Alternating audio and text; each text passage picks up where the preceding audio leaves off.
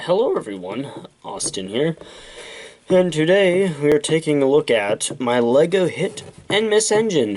One that actually hit and misses, one that, the thing comes around, it latches, everything like that. Now, I'm going to give a quick shout out here, please. In the description is where his channel will be, but here it is.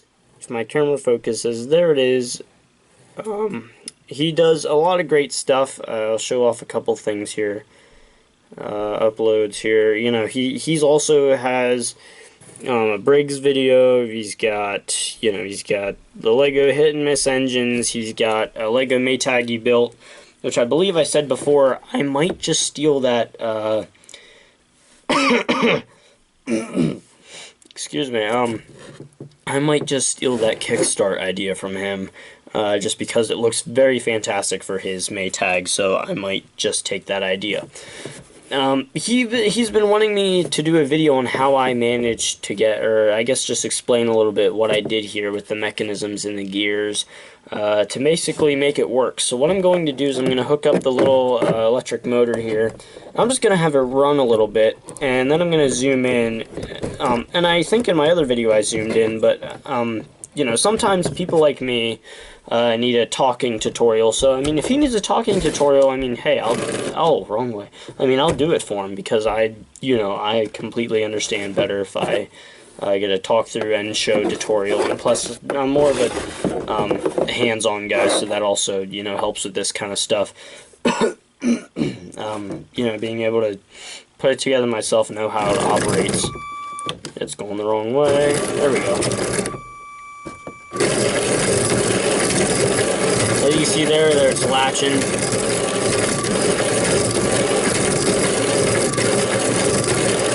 Now it's not. Now it is. Now it's not. This thing's temperamental.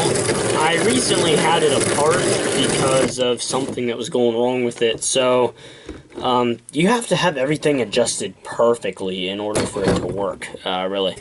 So what I'm going to do next is for the next shot, to look at it. Well, here, I'll go ahead and just show what I did here and explain, and then what I'll do is I'll have another video of it showing this time everything in HD perfection, shown up close and everything else.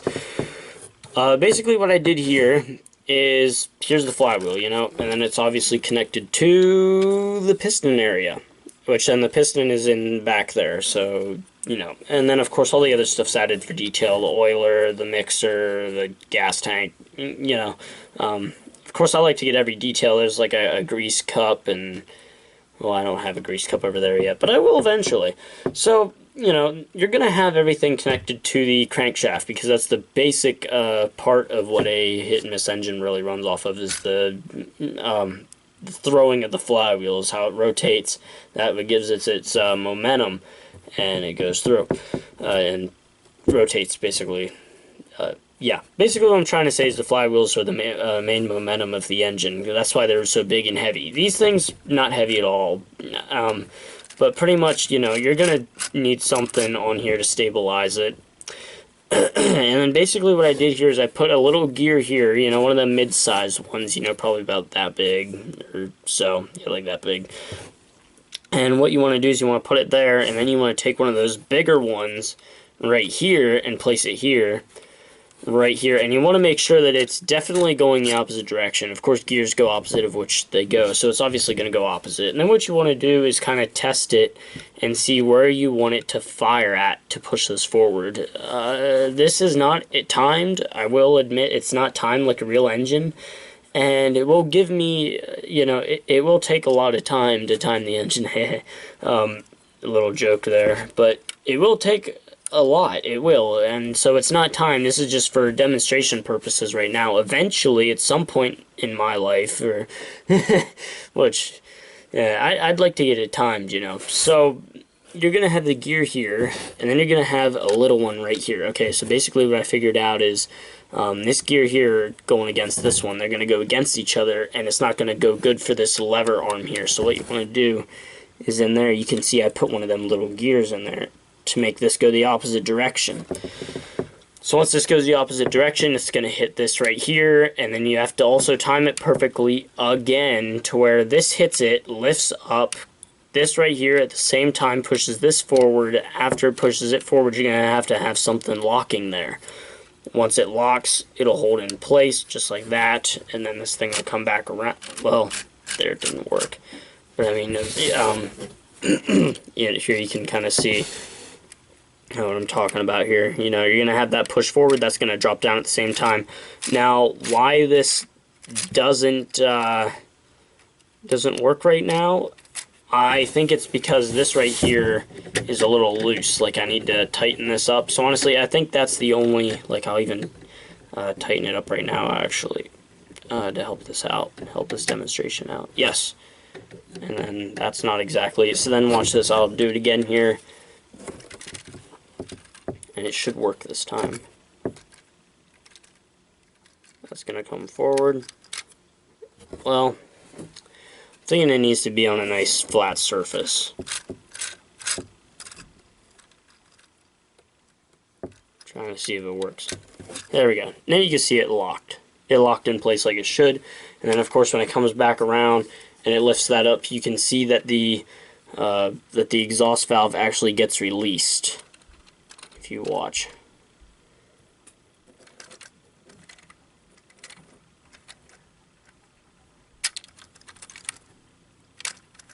So that's basically the tutorial on how to build a LEGO Hit and Miss engine.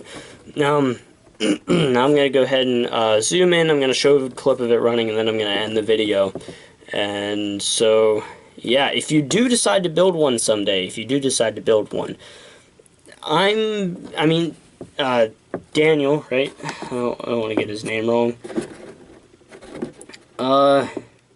Yeah, Daniel here, he made it to where his hit and miss was the opposite. He made it to where the exhaust valve is held, it's actually closed the entire time, and then it only pops and opens every now and then. And he said that's basically all you can do with Legos. But actually, after I built my Lego Briggs and my Lego Maytag, I had spare parts to actually make a fully working hit and miss mechanism. Now, of course, it doesn't change speeds, it doesn't, you know, with the weights and everything, and I bet you some people are probably talented enough to do that. But this right here is a simple, kind of watered down version of what you could do. Now, of course, it is kind of clumpy, messy, it is, but I mean, you know, once you actually get it working, you know, it's really neat to have, honestly. Like, it's something that, even though it's a big mess up here, people will look at it and still think it's cool, because a lot of the engines back then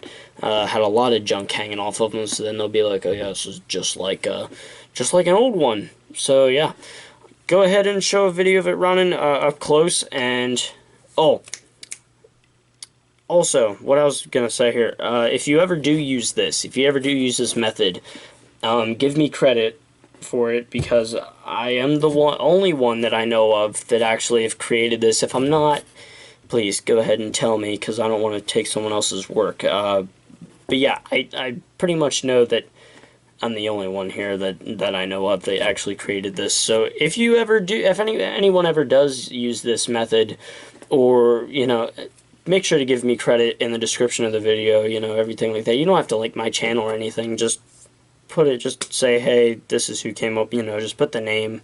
You don't have to put the link to my channel, it's fine. But yeah, so I hope you guys enjoyed this. I'm going to go ahead and do a short video of it running up close. And this is Austin. I'll talk to you guys later. Adios.